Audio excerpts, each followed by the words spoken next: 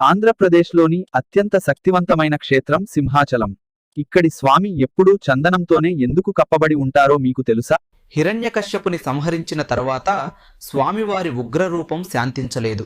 ఆ వేడికి భూమి కంపించిపోయింది.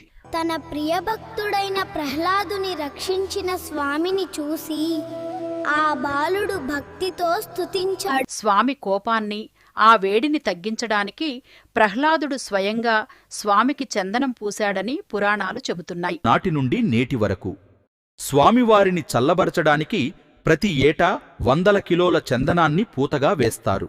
ఏడాది పొడవునా స్వామివారు ఇలా చందనపు ముద్దలాగే భక్తులకు దర్శనమిస్తారు. సంవత్సరానికి ఒక్కసారి మాత్రమే అక్షయ తృతీయ రోజున ఆ చందనాన్ని తొలగిస్తారు. అదే చందనోత్సవం. కేవలం 12 గంటల పాటు మాత్రమే స్వామివారి అసలు రూపం వరాహ లక్ష్మీ నరసింహ రూపంతం మనకు కనిపిస్తుంది.